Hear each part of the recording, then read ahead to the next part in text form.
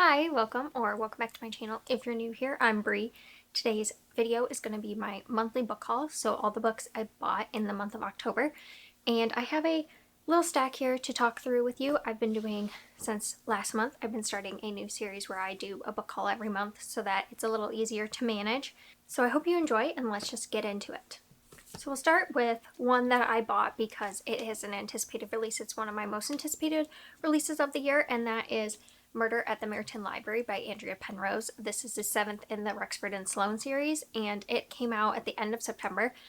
So I ended up picking it up like the first week of October, and I still haven't got to it. I really need to get to it, but it's basically a historical mystery series that is following two characters, Rexford and Sloane, and just as they solve cases, and they all have like a science element to them, and I really love them. And this one's going to be at a library, so I think it's going to be one of my favorites. I'm just so excited to have it in my collection, and I hope to get to it very soon. So that one I bought for myself the beginning of the month because it was an anticipated release. And next I have a gift from my sister.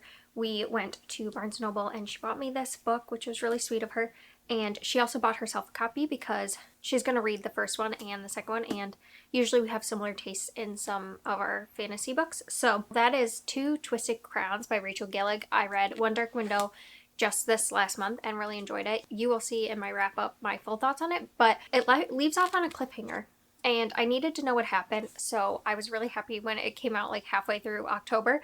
So I went with her, we picked it up, and I'm hopefully going to get to it really soon. I tend to not do the best with series when I read one and then I have to wait for it to release, and sometimes I end up not continuing, and so I'm really happy that I read that one right before this one releases. I don't know if it's just going to be a duology or if it's going to be more than that, but for some reason I feel like it's just supposed to be a duology. If anyone knows, please leave that down below because I have no idea. But this is the second one, and yeah, I'm excited to see where it goes. It's a kind of like gothic fantasy type story, and I like the magic system in here, and it's like a little bit different. It kind of deals with tarot and stuff. So yeah, it's a really popular one, and I think it was worth it in my opinion. Then I have another one that I picked up and also read in the month of October, and that is Ring Shout by P. Djeli Clark. I got this when I got Murder at the Merton Library.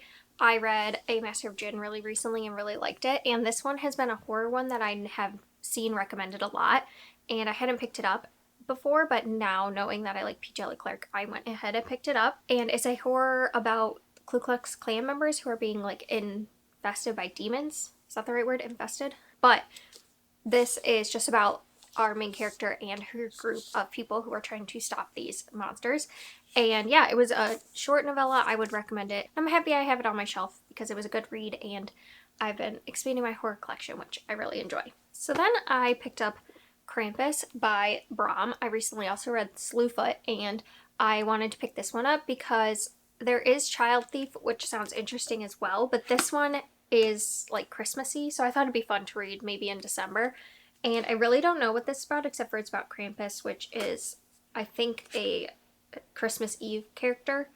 And I don't know, I really liked Slewfoot, so I'm just excited to see what he does. And I really love the illustrations in here. So excited to have this again on my shelves. I've said this many times, but when I like an author, I tend to like to read the rest of their backlist. So since I tried Slewfoot and really loved it, I just have been itching to pick up another one by him. So this can be perfect, I think, for December time. And I don't typically read a lot of horror in the winter time because I think I'm kind of a seasonal reader as well. So I'm hoping that this will get me to pick up some horror in that time period. And then completely different gears is The Last Unicorn by Peter S. Beagle. I've been looking for more cozy fantasy, and there was a cap at the end in Barnes & Noble, and this was on it for cozy fantasy. I think this is going to make me cry though, because I remember watching the movie as a child with my sister, and we both really loved it, but that was sad and dark. So I don't know for sure if this is going to be cozy, but it's about like the last unicorn, hence the name. And I just remember it being a very slow, like, emotional story, and that animation really got me. So I didn't realize, but it's also a series. So if I like it, I will continue. I just gotta stop picking up series though. I'm still trying to make progress in all the ones I've started. But yeah, it looks good, and it's not too long, so I'm excited to get to this because it is kind of a classic of sorts, and yeah, I'm happy I have it. I'm hoping to do a cozy fantasy vlog at some point where I'm trying new ones, so I had picked it up with that in mind. Then I have one that I talked about in my recent anticipated releases video, and that is The Hexologist by Josiah Bancroft. This one, I've never read anything by Josiah Bancroft, but I've heard he's kind of does weirder stories, and this one's really intrigued me because it seems like something I'm gonna like.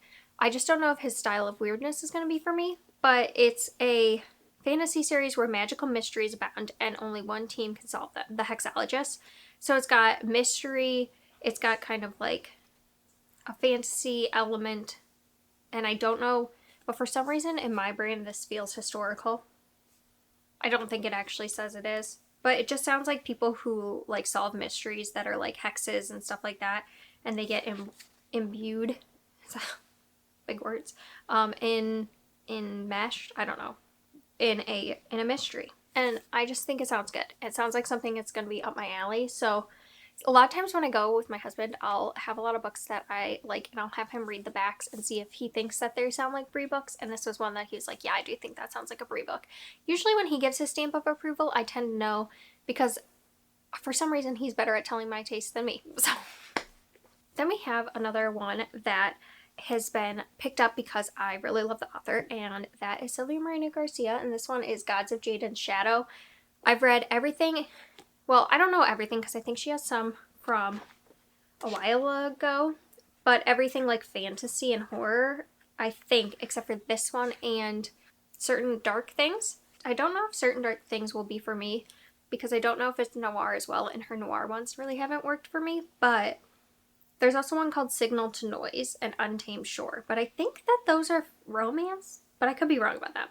So I picked it up because this one looks really interesting. It has to do with Mexican folklore, and that sounds really cool to me. It says 1920s Mexico, and I really like her historical fantasy type stories, so I think I'm going to really like this one. The only one I'm hesitant about is Certain Dark Things, so I picked this one up, and I hope to get to it soon because Sylvia Marina Garcia has become a favorite author of mine, so happy to have another one on my shelf. I have two that were cover buys, and I was at Half Price Books and I was selling some books, and I actually got these for the same price as what I sold, so I didn't actually have to pay anything, which is always good. But they both were ones that I had seen a couple times and I've always thought about them, but I never pick them up. So this one I see a lot at Half Price. It's the same one, it's been there for months, but I never pick it up. And that is The Quick by Lauren Owen. It's set in London 1892, which is like, you know, my kind of thing. It's a fantasy, and it's about a poet who vanishes and his sister has to like go to find him, and she uncovers the supernatural netherworld, as they say. I think it's got vampires because on here it's by Deborah Harkness, who wrote the All Souls trilogy, which I have right here. It says Owen takes the gothic conventions of a vampire novel in a refreshing new direction. So I just think that sounds really interesting. I used to like vampire stories a lot, so I really just want to try this, and it's been one that I pulled down from the shelf like almost every time I've gone, and I just haven't picked it up. So this time I decided to pick it up. And then this one is also one that's kind of a one that I think will work with me, but I was a little hesitant for a while, and I just kept seeing it there, and I thought I would get it. Also because buying it full price would be a lot, because this thing is huge. And that's Ordinary Monsters by J.M. Muro. I've heard really good things about this, but I've also heard from some people that it was really slow, and it's really long. But it's set in England, 1882, so historical again, and it gives me like X-Men vibes, where I think this boy, he has some powers, and he ends up going to like a school, an eerie estate, I think, where other children with gifts and talents have been gathered, and I think that they have to, I don't know, save the world. So it sounds a little, what's the word, superhero-y, and I'm not a huge superhero person. I used to be more in high school, and I don't normally like reading it as much, but this one seems like one I'm gonna like, and I did really like X-Men back in the day, so I'm hopeful with this one. I just know it's gonna take me a while. Actually, you know, it looks bigger than I think it is, maybe, because this is pretty big writing, and it's 700 pages, but the margins are pretty big, so maybe I could you know, get through it. But yes, so I picked up that one, and I'm happy I actually got it, because sometimes there's books that I just don't ever go and get when I'm at half price, and then I end up regretting it later. And this is one that every time I leave it there, I kind of think about it again. So I'm happy I finally got it. And the last one I got is one that was on ebook. I don't usually buy books on ebook, but this one I have been wanting to read for a really long time, and it's not available to buy in print anymore. Pango never has it, Half Price never has it, and also the library wait is like several months long. So that was Cant Spell Tea Without Treason. I ended up getting that on ebook so I could read it, and I ended up reading it, and it was okay. I enjoyed it, but not overly fond of it. I'm just happy I picked it up because I did really want to read another cozy fantasy, and I've had lesser on my TBR, and that one's been one that has been on my radar for a long time. That is one that is really recommended alongside like Legends and Lattes, so I'm happy I tried it, even though it wasn't really for me. So yeah, that's my only other one to tell you about. There you go. There are all the books I bought in the month of October, and I'm not mad about it.